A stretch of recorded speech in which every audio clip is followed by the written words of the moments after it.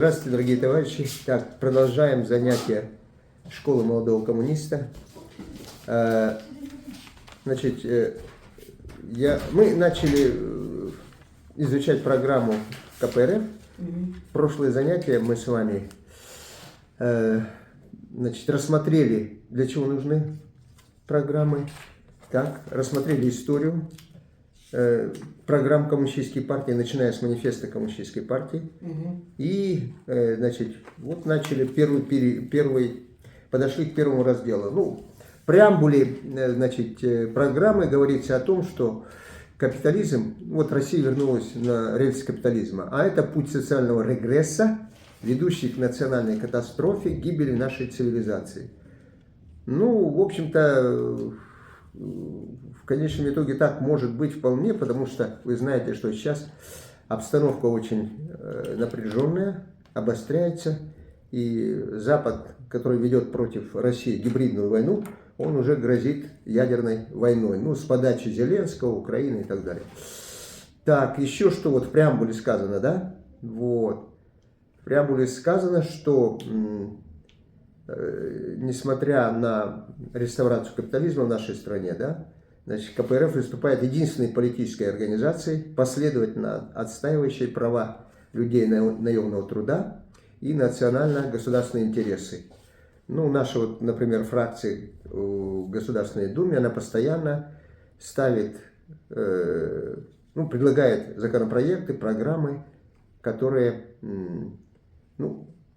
она пытается перевести современный капитализм предлагает нашей власти во главе с Путиным поменять социально-экономический курс и, как говорится, по крайней мере, мы ратуем за национализацию ведущих отраслей народного хозяйства, которые, как вы знаете, в результате, как говорят, воровской приватизации, ее основные отрасли народного хозяйства были захвачены олигархами. Сейчас вот примерно 500, вот недавнее заявление Геннадия Андреевича Зюганова, выступление его в Госдуме по поводу бюджета, он говорит о том, что 500 богатейших семей олигархических, владеют 40% финансовых средств.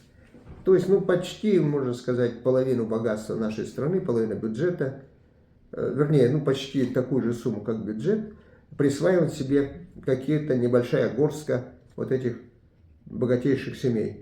Мы стали, как и другие страны, стали походить на страны Запада, что есть у нас очень много бедных, обездоленных людей сейчас, и в то же время есть кучка сверхбогатых, которые, кстати, эти богатства вывозят за границу и держат там. Сейчас в связи с санкциями, которые Запад против нас применяет, 20 тысяч почти санкций, он в том числе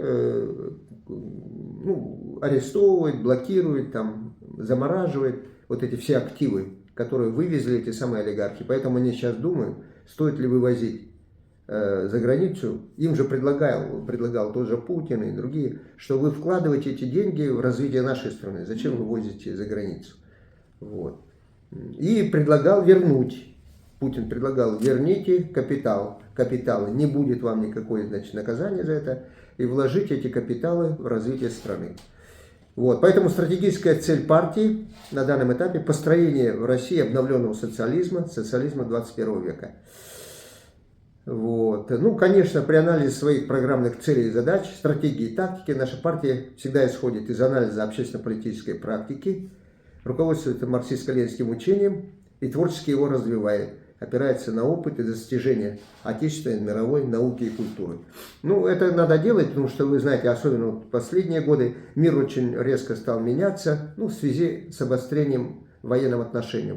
Специальная военная операция на Украине, и обстановка на Ближнем Востоке, довели до того, что сейчас очень остро стоит вопрос в двух этих регионах, что тут локальные эти конфликты могут разрастись до более крупных масштабов. И даже, я говорю, тот же Зеленский и другие, требуют от Запада дальнобойное оружие, ракеты и даже ядерное оружие. Пока Запад, конечно, это не идет, опасается, что будет ответный удар от России.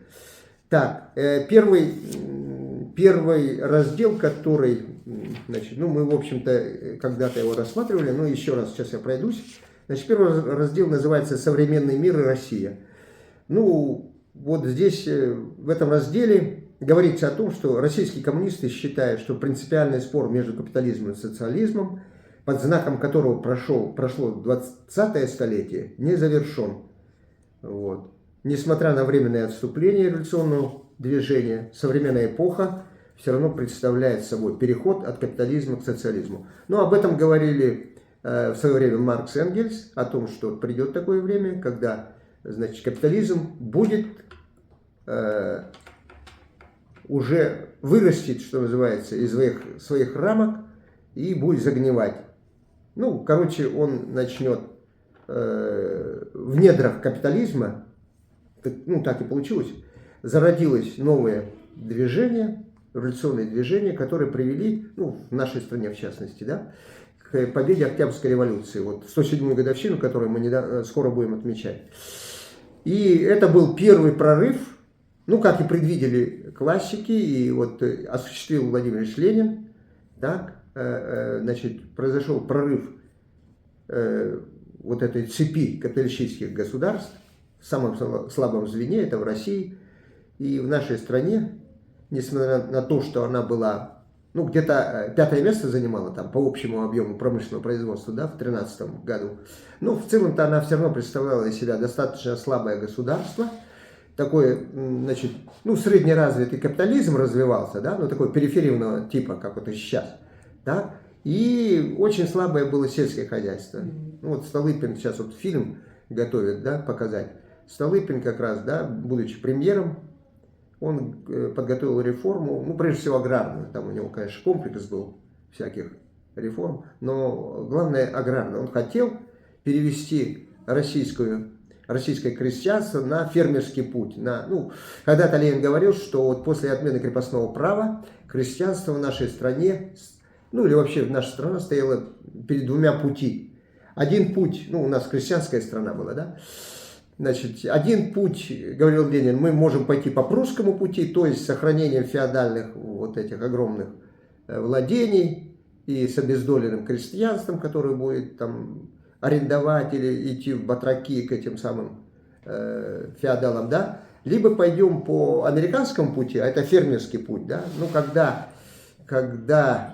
фермерам, ну, то ли им выделяют какие-то участки государства, то ли они арендуют тоже, да, и вот эти фермеры, ну, небольшие индивидуальные хозяйства, вот, что они, мол, вот, накормят страну там и так далее, обеспечат продовольственную безопасность.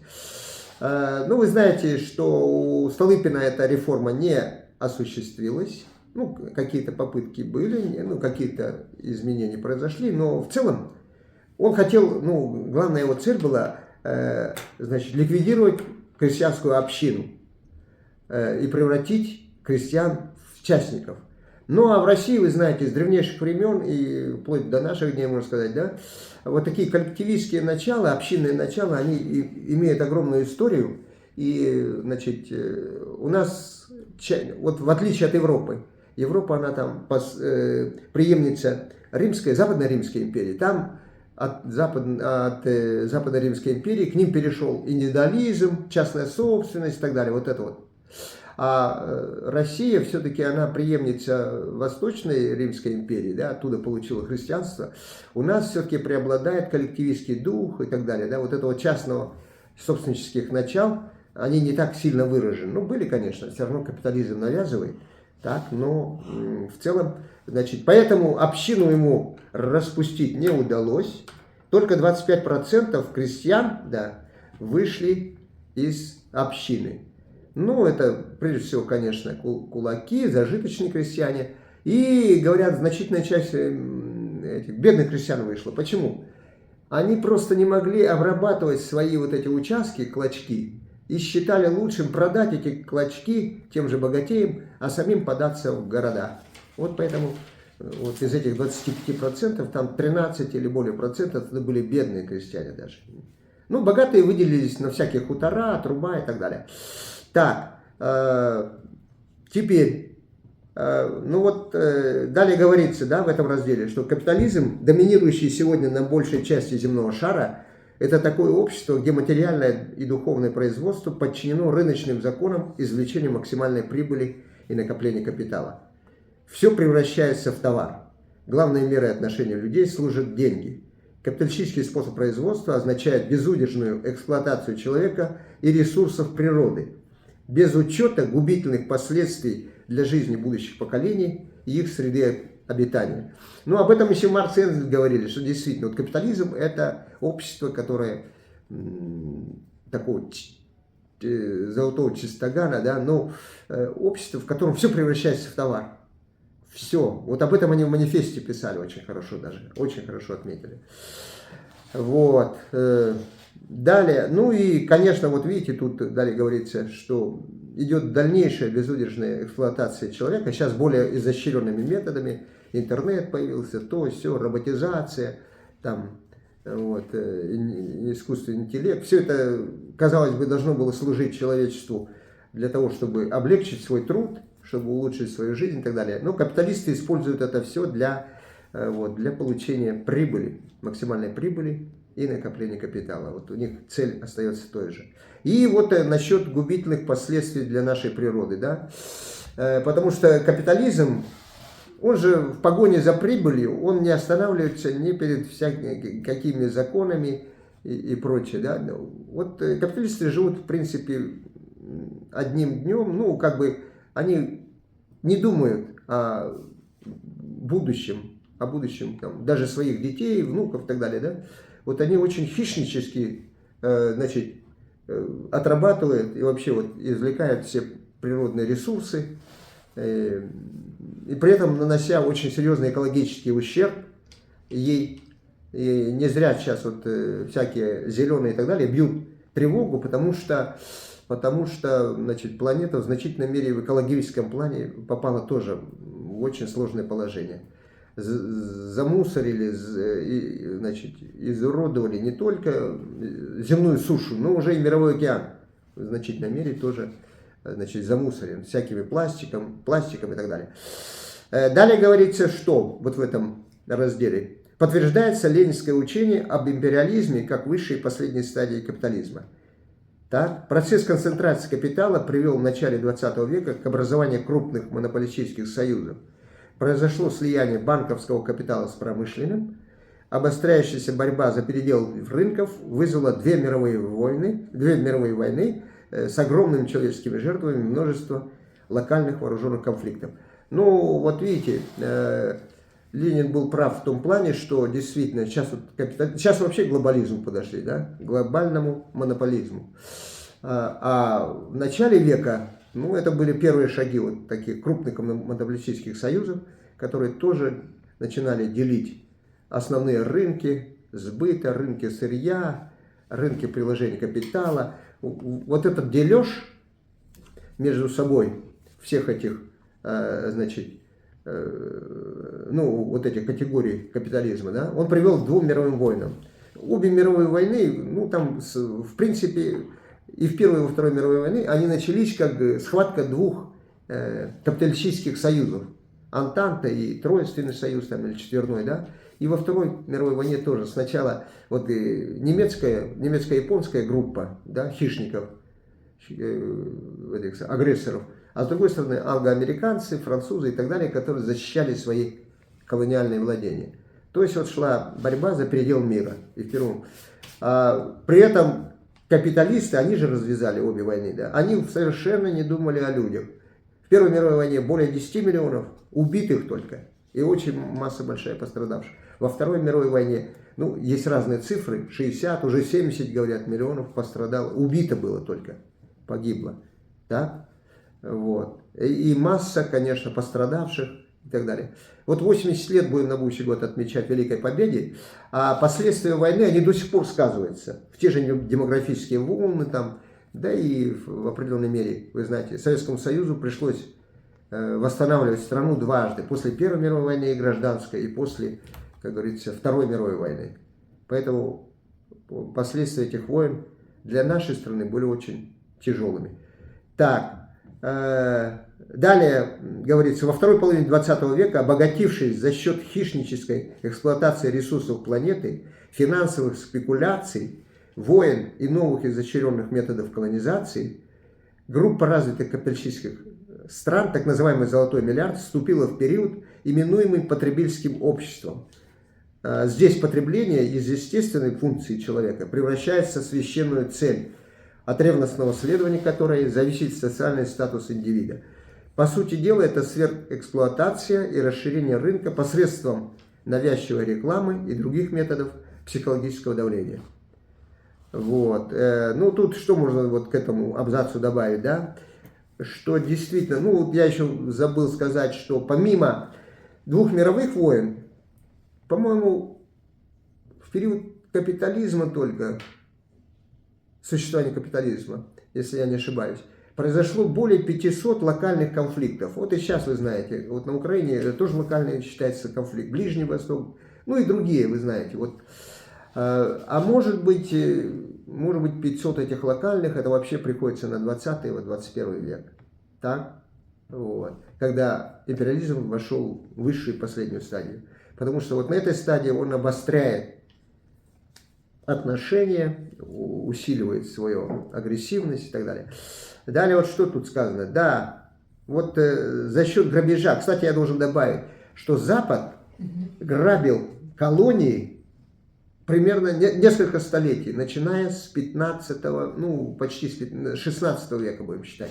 16 века сначала феодальная, потом капиталистическая колонизация почти очень многих стран, целых континентов привела к тому, что вот они, Запад, этот золотой миллиард, обогатился, да, вот, и продолжает сейчас эксплуатировать эти развивающиеся, как мы говорим, страны, но уже более изощренными методами, потому что колониальная система рухнула после Второй мировой войны, ну, благодаря Советскому Союзу, победе Советского Союза над германским фашизмом и японским милитаризмом. Но вот и смотрите, вот этот золотой миллиард, вот видите, они считают, вот когда-то они там считали, что было доиндустриальное общество, индустриальное общество, это капитализм, да, постиндустриальное общество, сейчас вот говорят о потребительском обществе, информационное общество, вы помните, был такой термин, да. Ну, потребительское тоже вот одна из таких названий современного капитализма в том плане, что это вот такая изощренная форма навязывания людям, значит, вот это вот сверхпотребление там или вообще, значит, вы видели даже, вот в нашей стране, ну, далеко ходить не будем, в нашей республике, в городе Якутске, сколько магазинов новых открылось. Везде магазины, везде реклама и так далее, зазывает, то там Черная пятница, то здесь еще что-то и так далее, да. В общем, зазывает людей закупать все, что, как говорится, все, что можно. Вот. И считая, что вот если ты там приобрел лучшую машину, то у тебя статус выше, там ты купил или построил новое жилье, значит у тебя тоже статус выше, там, ну и так далее. В общем, вот пытается это вот потребление сделать такой целью, значит, единственной, может быть, да, или главной целью человека. Ну, на самом деле не так. Вот наш профессор Филиппов Лазарь Степанович, он в свое время докторскую написал по разумным потребностям человека. Вот есть разумные, даже при коммунизме, вот, да, когда наступит эта эра, допустим, да, у людей должны быть разумные потребности. А капитализм призывает к неразумным, к сверхпотребностям. Вот зачем этим капиталистам, там, как говорится, эти огромные миллиарды, триллионы, куда они их денут, да? Ну, там, детям, внукам. Значит, закупает самолеты, яхты, масса жилья, острова покупает и так далее. К чему? К чему это, вот, как говорится, вот эти вот сверхпотребности, да? И в Америке, вы знаете, главная цель американской мечты какая? Обогатиться, стать миллионером, ну и вот, как говорится, закупать все, что душе угодно. А на самом деле это, конечно, уводят народные массы от истинной цели, о том, чтобы создать общество справедливости, общество добра, общество мира. Так, используя новейшие технологии, империализм вот на современном этапе ведет к зомбированию населения планеты. Он стремится опутать своей информационной паутиной весь мир, насадить в нем эгоизм, насилие, бездуховность и космополитизм. Ну, это вот с интернетом, в частности, связано, да. Через интернет, сейчас вот говорят, да, вы знаете уже, через интернет та же Америка, Запад и так далее контролирует все, значит, ну, через интернет, другие, значит, методы, они пытаются контролировать все население, и через информационные сети, сейчас вот средства массовой информации очень сильно развиты, да, они пытаются зомбировать население. Ну, вы знаете, еще чиптизацию предлагают там людей и так далее. А вот во всей этой информационной их пропаганде они насаживают вот эти вот язвы капитализма, как мы говорим, да? Это эгоизм, насилие, бездуховность, космополитизм, индивидуализм, вот, каждый за себя там и так далее. Человек человеку волк. Вот это тоже опасно, потому что капитализм пытается, да, путем зомбирования командовать большинством человечества в своих целях. В общем, выдумывают очень современные разные методы, чтобы не только уничтожить там непокорных, да, но и подчинить себе основные массы населения. Так, далее, что говорится? После разрушения Советского Союза и реставрации капитализма на постсоветском пространстве и в Восточной Европе, Соединенные Штаты и их ближайшие союзники проводят политику империалистической глобализации. Ну, политика империалистической глобализации вообще началась после Второй мировой войны уже, так, когда Соединенные Штаты возомнили себя, ну, одним из лидеров. Правда, Советский Союз тоже был сверхдержавой, который удерживал как-то, значит, вот эти вот агрессивные происки Запада. Ну, а сейчас они вот после развала Союза тем более возомнили себя сверхдержавой и проводят, уже не стесняясь, пытаются еще навязать миру империалистическую глобализацию. Ну, в таком в американском, прежде всего, формате. Долларизация, американский образ жизни, это все после Второй мировой войны пошло, да. Складывается крайне опасная ситуация. Международному противостоянию труда и капитала навязывается форма войны с цивилизацией. Идет новый передел мира. Перераспределяется сфера экономического, политического и военного влияния. Нарастает борьба за контроль над природными ресурсами планеты. Для достижения своих целей империалистические круги активно используют военно-политические блоки и прибегают к открытым вооруженным действиям. Ну, вот по этому абзацу, значит, так можно разъяснить, да, вот. Империалистическая глобализация, ну, они все более, вот я говорю, с помощью того же интернета и прочее, пытаются навязать свою политику, свои взгляды, свою культуру, свои ценности всему миру. Да? При этом, значит, вы знаете, вот Америка, у них, они всегда борются якобы за демократию. Вот, это у них главный предлог. В какой-то стране пришел прогрессивный деятель, он, значит, нарушает демократические принципы. Его надо свергнуть. И вот они начинают, значит, какие-то локальные, значит, войны там и так далее. Ну, на самом деле, говорят, демократии и в самой Америке сейчас уже нет. И была ли она, еще вопрос. Ну, Ленин когда-то говорил о двух демократиях. Демократия буржуазная и демократия народная, да? Вот. Поэтому, значит, вот они под видом борьбы за демократию, за права человека, ценности и так далее, да? Они к Советскому Союзу много претензий предъявляли. Сейчас к Китаю, к другим странам, ну, в том числе и к нашей стране. Вот. И идет борьба, вот действительно продолжается борьба за передел мира. Да? Сейчас Америка, говорят, вообще уже подмяла под себя и Европу, и Японию, и пытается всех остальных подмять. Но против нее сейчас вырос мощный народный Китай, который противостоять будет, как когда-то, и уже противостоит, как Советский Союз когда-то, так. Вот. И вот страны БРИКС и другие организации, которые сейчас создаются, вот, ну, они фактически подтверждают формулу Ленина о том, что третий мир будет бороться вот с этим империалистическим Западом.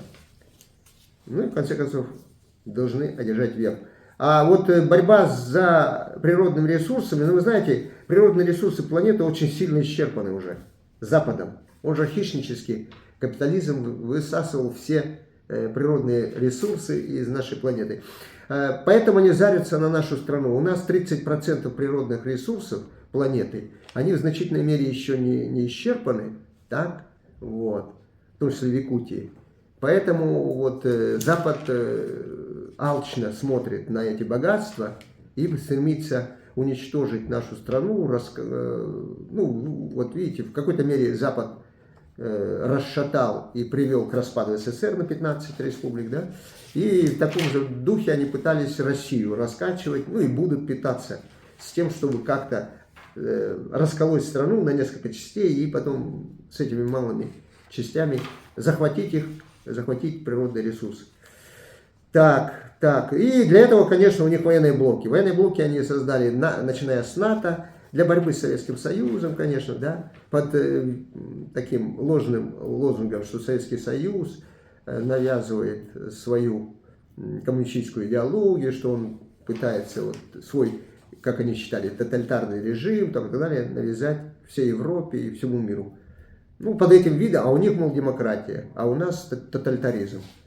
Вот, под этим видом они пытались противостоять Советскому Союзу, а сейчас противостоят России. Далее, сложившаяся структура мира позволяет ведущим капиталистическим государствам сохранять относительную стабильность, ослаблять рабочие и другие протестные движения, сглаживать социальные конфликты в отдельных странах. Ну, по большому счету это пока еще есть, хотя вы знаете, что Запад уже трясет. Начиная с 21 века идут периодически и в нашей стране там, и так далее вот эти самые кризисы, то финансовые, то там экономические кризисы и так далее, да, вот.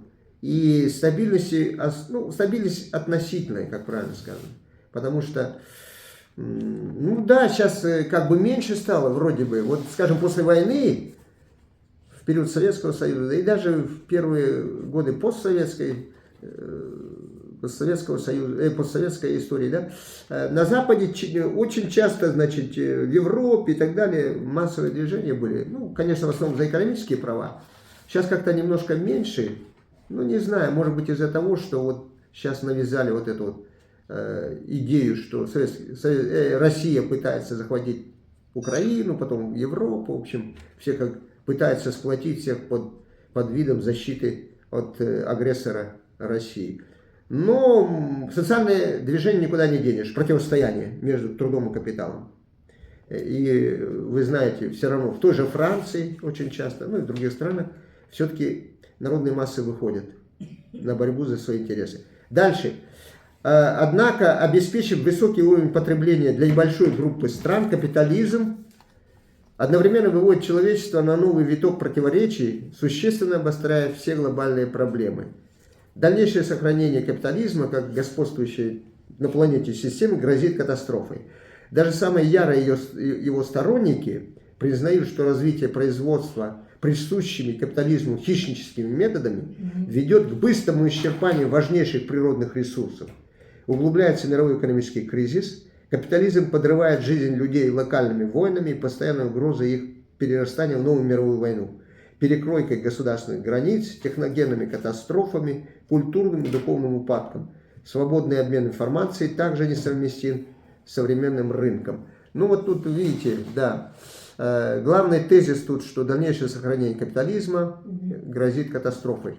Ну, вы видите действительно, к чему сейчас ведет западный мир. Ну, под видом борьбы с Россией, ну, со странами, которые они считают как бы опасными, да, для Запада. Это Россия, это Китай, это Иран, ну и другие страны, да, вот, Северная Корея там. Под этим видом они, значит, ну, идет обострение. Ну, во-первых, у них все-таки Маркс и Ленин были правы. Капитализм постепенно приходит в очень крутые, как говорится, экономические кризисы. Так? Это вот видно по Америке, даже вот скоро выборы там предстоят. Америку трясет, Европу и другие, значит, западные страны. Так? А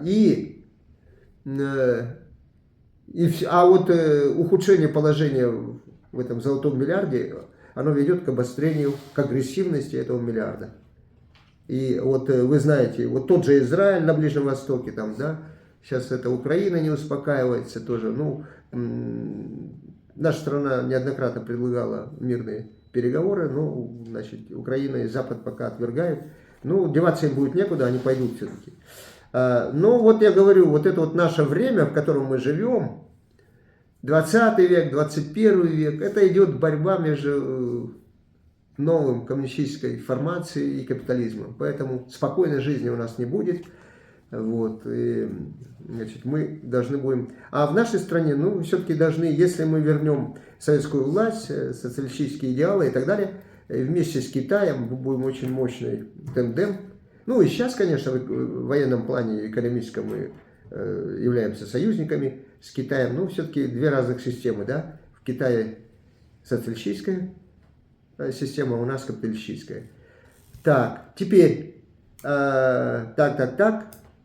Вот. Ну и вот очень многие моменты, даже вот обмен информацией, как говорят, несовместим с современным рынком. Да? Вот на Западе они там пытаются всю правдивую информацию не допускать.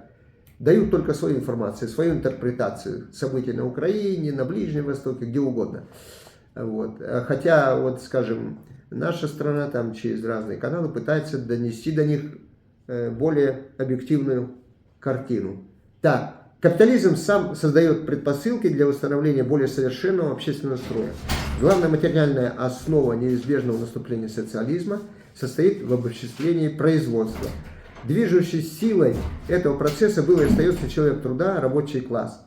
Научно-технический прогресс ведет к коренному качественному и структурному обновлению рабочего класса города и деревни. Инженерно-технические и научные работники, труженики сферы обслуживания в большинстве своем сегодня также являются наемными работниками. В результате этого складывается передовой отряд, ядро современного рабочего класса. В нем коммунисты видят свою главную социальную опору. К нему они в первую очередь обращаются со своими идеями, содействуют осознанию и реализации трудящимися их интересов в национальном и международном масштабе. В руках этой авангардной силы судьба не только России, но и всей человеческой цивилизации. Вот, смотрите, ну, первый тут посыл о том, что капитализм создает предпосылки для установления нового общественного строя. Об этом мы говорили Маркс и Энгельс уже в манифесте. Так? Что капитализм, он действительно, это для своего времени он был передовой строй в борьбе с феодализмом, да, и учитывая, что капитализм такой более, что ли, ну, конечно, более передовой строй по сравнению с феодализмом, потому что он опирается на развитие и промышленности, транспорта, научно-технический прогресс и так далее.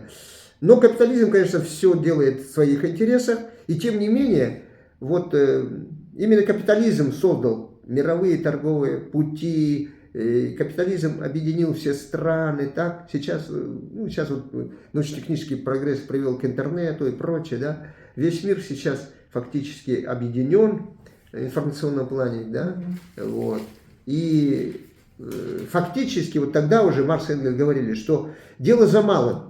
Материальная база в определенной мере капитализмом создана. Самое главное, капитализм создал обобществление производства. То есть он создал огромное количество этих крупных фабрик, заводов и так далее, да, где концентрируется рабочий класс. И где более совершенное такое современное производство и так далее. Вот это вот, ну я вот даже обычно говорю и студентам и так далее, что на данном этапе, да, в мире, ну, может, он и раньше носил, да, труд носил всегда общественный характер, в значительной мере, да, общественный характер, то есть работают все, дело, значит, за малым. Вот, а вот когда подводят итоги, вот, когда, значит, подходит конец года, делят прибыль, вот эту вот, доходы, которые за год получило вот это производство, да, обобществленное, вот там частная форма присвоения вот этих доходов и этих прибылей. То есть весь народ работает по всей планете, а присвоение идет таким образом. Вот кому принадлежат средства производства, заводы, фабрики и так далее, тот получает львиную долю. А те, кто работает на этих заводах, кто создает вот эти материальные ценности, он получает, ну, не фигу, а получает очень маленький процент. Ну, допустим, 90% получают вот все эти владельцы заводами, верфями там и так далее, капиталисты. А рабочий класс, наемные работники получают 10%. Хотя они составляют большинство населения, да, громадное большинство. А вот капиталисты составляют кучку, небольшую кучку богатых людей во всем мире. Это явно несправедливость. И вот это вот надо буквально эту кучку свергнуть, установить народный строй, народную власть, и распределение вот этих доходов, прибыли будет справедливым всем людям. Будет повышение, по всем, как говорится, у всех будет повышение уровня благосостояния и так далее. А сейчас, к сожалению, значит, уровень благосостояния очень низкий у большинства людей, а многие вообще нищенствуют. А какая-то кучка вообще не знает, что делать со своими огромными богатствами. Да? Ну, знает, может, но все равно. Так. И второе, значит, вот тут говорится в этом абзаце о том, что современный рабочий класс, он представляет собой уже всех наемных работников. Значит, фактически западный капитал, вот этот империалистический глобализм, да, глобалисты, они эксплуатируют всех, включая и инженеров, значит, и научных работников, и тружеников сферы обслуживания, да, и даже деятели культуры и так далее, и так далее. Все они, в общем-то, зависят и от этих, от своих хозяев, что называется, да. Вот. А вот коммунисты видят вот в этом более широком, значит, современном рабочем классе, видят опору, главную опору. И, ну, конечно, все-таки главный передовой отряд, да, по-прежнему остается это промышленные рабочие, транспортные рабочие, там, скажем, да, вот те, кто находится на передовых позициях научно-технического прогресса. Так. Теперь, ну и вот, и как еще Маркс и Энгельс говорили, и потом Ленин, и последующие наши вожди и руководители, да, о том, что рабочий класс фактически будет спасать не только там отдельную страну, Россию, допустим, да, но и все человечество. Потому что рабочий класс, он объединяет, как бы, он является лидером всех остальных, и крестьянства, и интеллигенции, там, и так далее. Все вот остальные отряды, они сплачиваются вокруг рабочего класса. Да, дальше. Российские коммунисты уверенно смотрят в будущее. Только социализм позволит преодолеть эксплуатацию человека человеком, расточительный характер капиталистического производства и потребления. Да? Происшедшая в Советском Союзе и в ряде других стран реставрация капитализма означает временное отступление социализма. Причем проиграл не социализм как общественный строй или, скажем, идеология, да? А проиграла его ранняя форма. Да? Силы социализма все равно зреют и растут, ускоренно развивается, ну, прежде всего, социалистический Китай, продвигается по пути строительства социализма другие страны. Так, в ряде государств у власти находятся коммунисты или прогрессивные партии, лидеры которых с симпатией относятся к такому пути. Вслед за Кубой все увереннее проявляется стремление к социалистическому выбору в странах Латинской Америки. Усиливается национально-освободительная борьба во многих странах мира, лишая капитализм важнейшего резерва и источника продления своего существования. Громко заявляет о себе движение противников империалистического глобализма, глобализации империалистической. Вот почему есть все основания считать, что в 21 веке социализм как учение, массовое движение, общественный строй получит свое второе дыхание. Вот это последний абзац по первому разделу. На этом мы сейчас ну, коротко, тут что можно добавить, да? Почему коммунисты смотрят уверенно в будущее? Ну, во-первых, мы последователи марксистско-ленинской теории, так, которая уже в 19 веке сделала вывод о том, что исторически неизбежна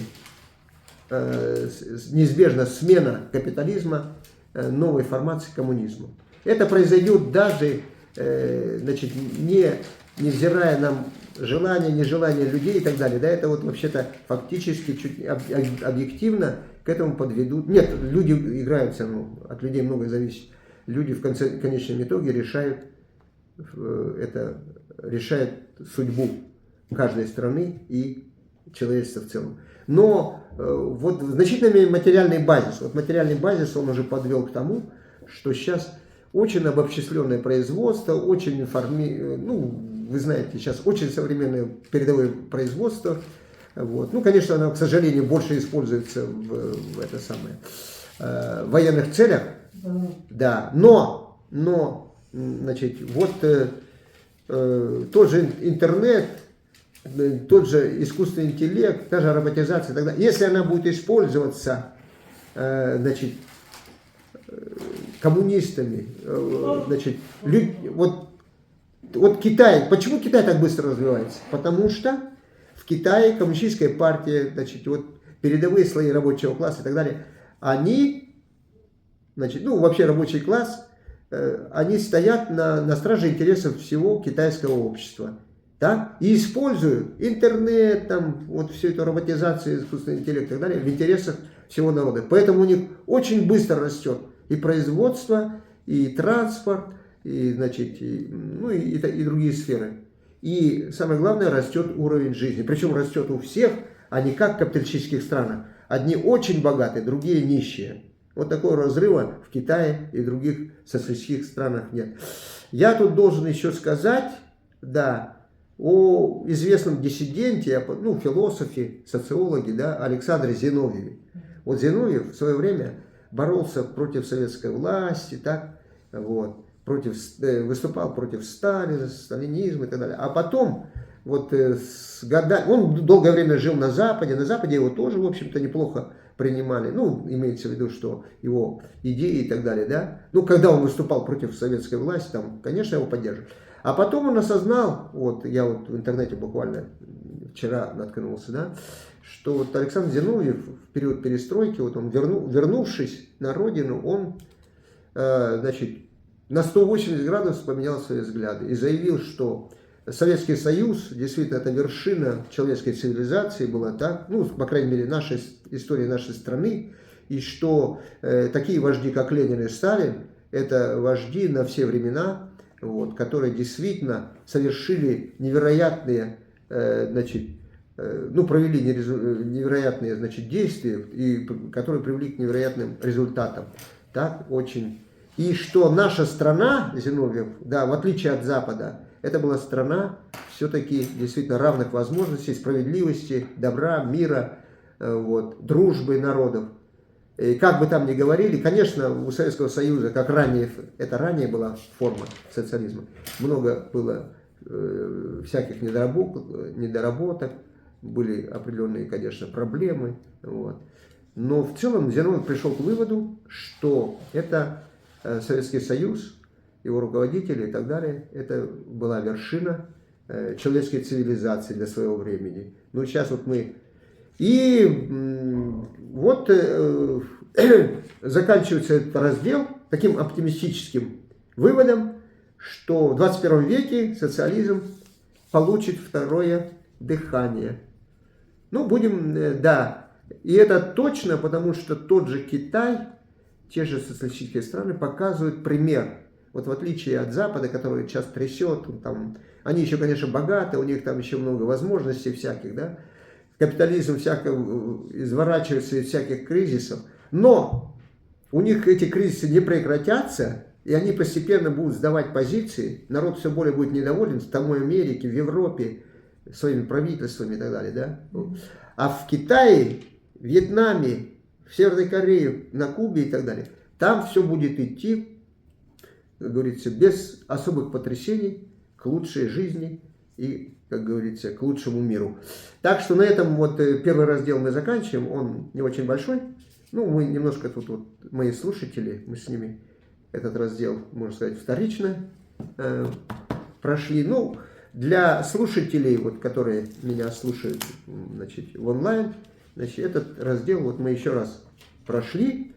И я надеюсь, что вы основные моменты поняли, да? Вот, что капитализм действительно это угроза человечеству, а социализм это будущее человечества. Все, спасибо за внимание. До свидания.